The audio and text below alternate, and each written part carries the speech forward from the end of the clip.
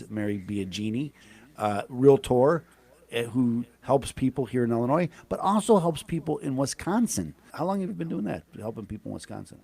I have had my Wisconsin license since 2007. Okay, so you were ahead of the curve a little bit. I was. To be fair, I did let it lapse for a bit when I was selling property in downtown Chicago, but I did reactivate it several years ago, and it's been going and flowing ever since. Let's talk a little bit about that, about the differences, because there's a difference, right? Because here in Illinois, there's a realtors association, and the contracts come from them, and so all your negotiations kind of go around the contract. But I would assume that it's different in Wisconsin. It is different in the sense that the paperwork is very different. There is a Wisconsin Realtors Association, and they do produce all of the Wisconsin state contracts, just like here in Illinois. The main difference is that Wisconsin is a non-escrow state. Yeah. It's completely different. The paperwork is different. What you ask for up front as a buyer or what you are willing to provide as a seller is very different. It's a whole different level of communication. Pretty intense. I think I mentioned earlier that my father used to live up in Antioch, and it's right there, right across the lake. They lived on Cross Lake, which is right across the lake was Wisconsin.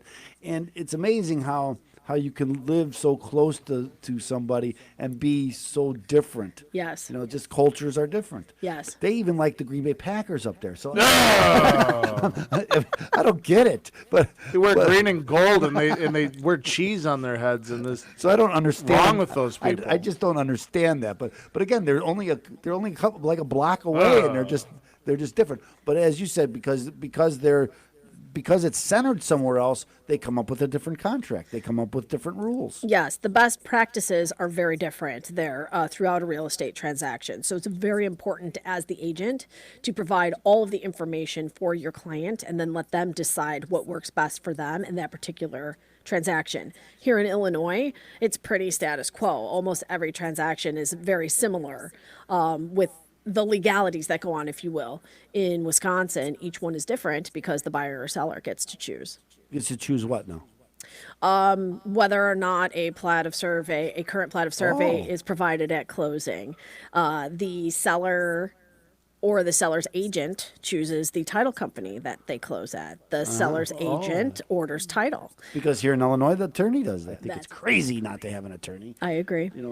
Because here's one of the biggest contract purchases of you're going to have. Yes. And if you can't spend half of 1% or some less than that even on the cost of having some professional.